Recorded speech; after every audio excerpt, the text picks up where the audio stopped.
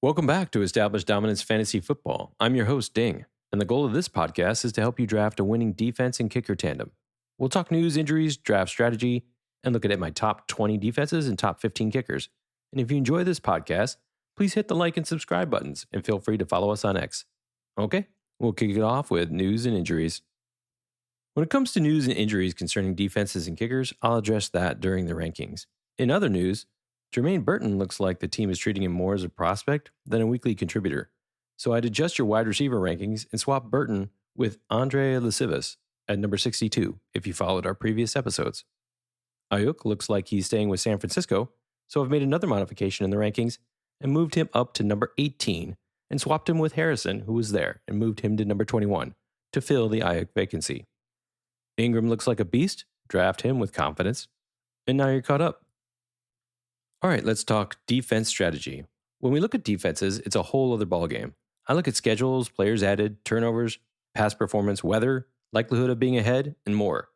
And in head-to-head and best ball drafts, I would prefer to draft a defense I can use all year long and maybe grab a second one to only cover bye weeks and an occasional bad matchup. And when you're drafting a defense, the flow of the draft is again very important, much like it was for tight ends. There are a couple of defenses in the draft that get taken about a round or two earlier than the rest. But don't be one of those people unless your team really looks amazing. Defenses are never start and forget. Strong managers will look 3 to 4 weeks in advance to see if any matchups are problematic. If you see one coming up, use the free agency period to grab that defense at least 2 weeks from when you need it, if you have the space to do it, when others aren't even looking for it.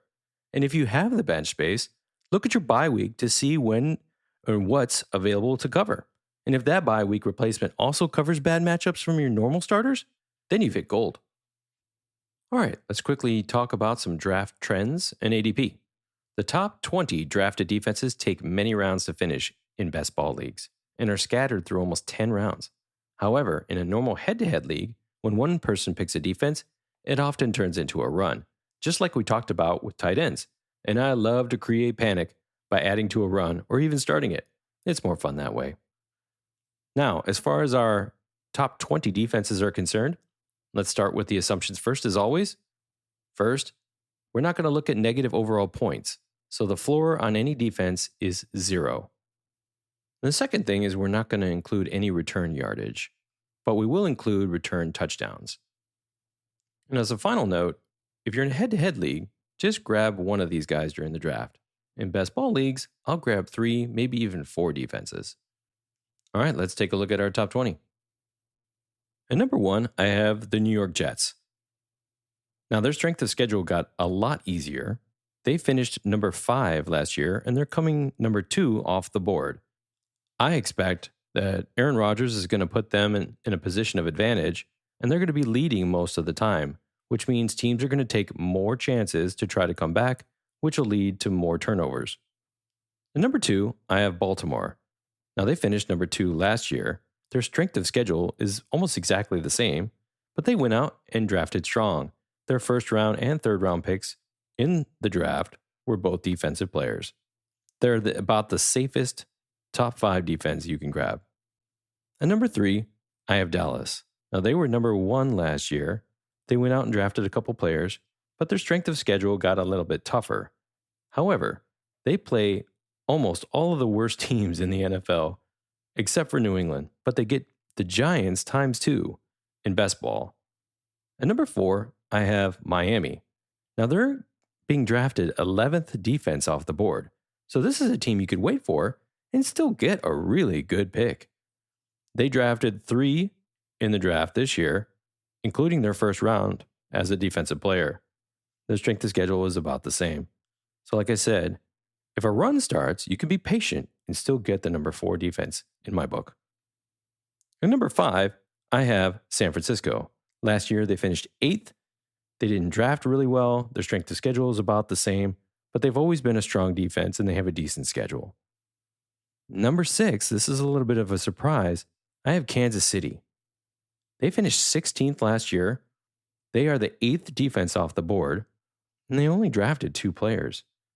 But they play all of the really bad teams this year. Every one of them you can think of. And when they're at home, Well, there's no other place like it. At number 7, I have Las Vegas.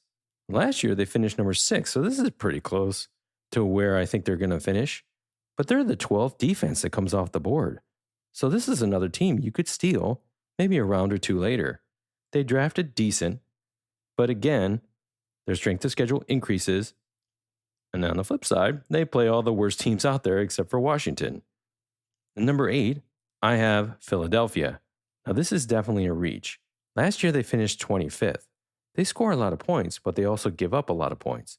And they know that because in the draft, they went out and drafted 4 defensive players, one in the first, second, and third round. So they knew they had a problem. Their strength of schedule is about the same. They drafted the number 1 defensive back overall, and they play all the bad teams out there, except for Denver. Definitely a steal, but right now, they're coming 10th off the board. So if you want Philadelphia and it's getting about the 7th or 8th defense, you probably need to grab them. At number 9, I have Buffalo. Now, last year they finished 3rd, but I see them dropping a bit. And the biggest reason is they lost their middle linebacker, Milano. So that's going to drop the number of turnovers and the pressure they put on opposing offenses. And their strength of schedule got radically harder.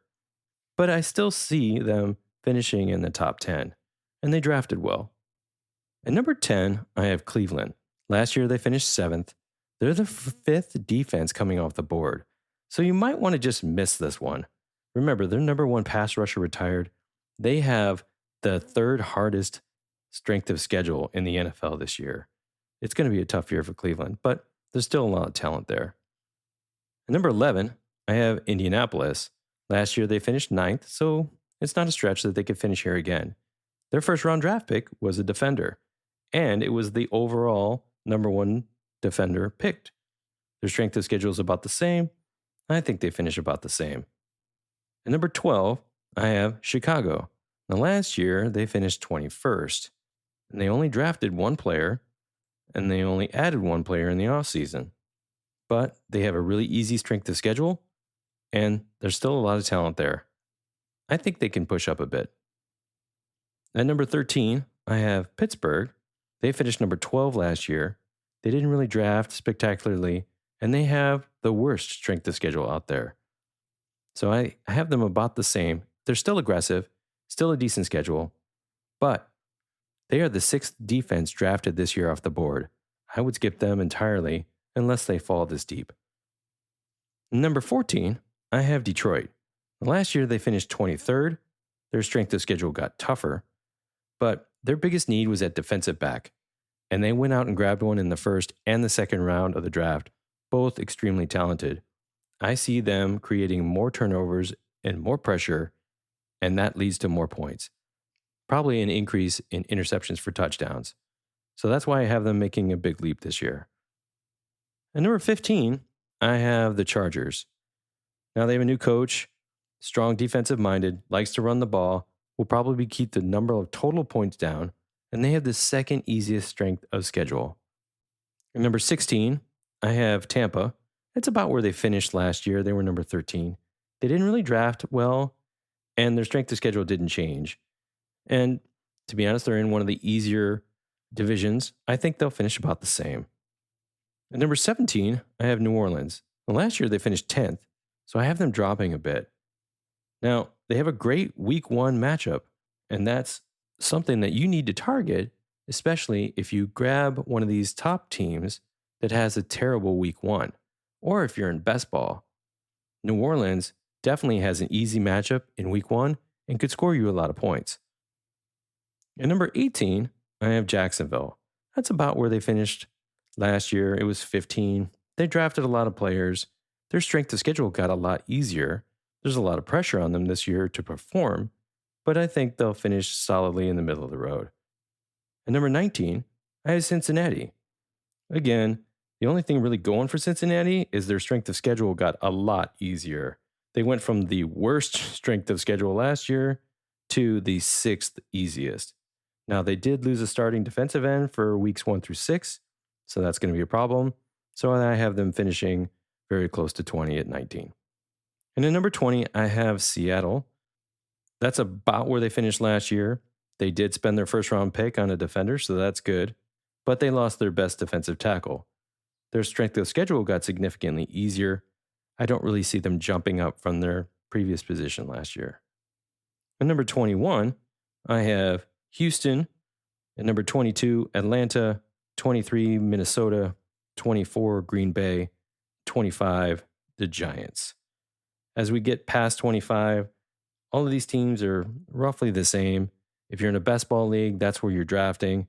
And these teams are probably just the third or the fourth option that you're picking up. Of note, Washington was the last defense last year, and I think they'll finish last this year. And that closes out defenses.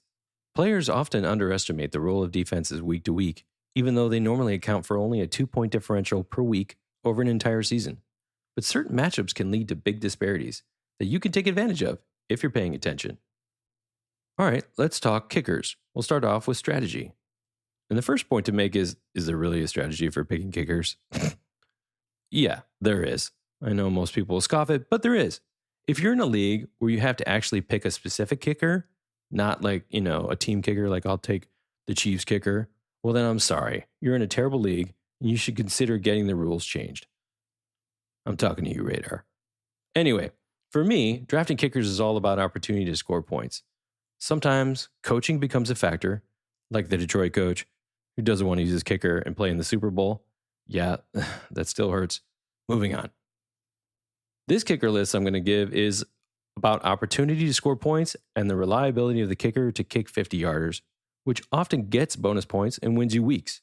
It's not a guarantee, but the top teams have kickers who can consistently kick 50-plus yarders with a high percentage. Never draft more than one kicker, but same rules apply as in defenses. Look for bye-week replacements when possible.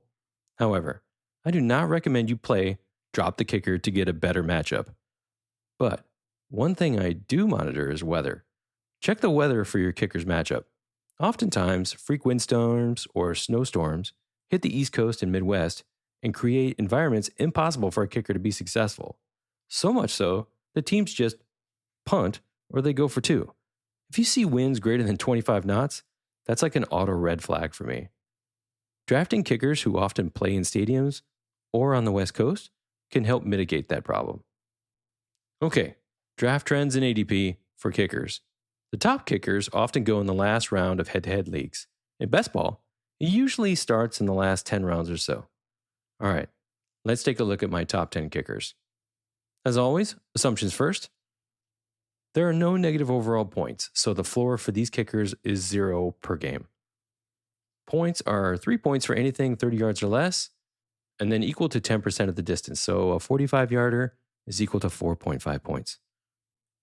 Now, in head-to-head leagues, I recommend you grab just one kicker during the draft. In best ball leagues, I'll grab 3, maybe even 4. You never know who's going to go off week to week.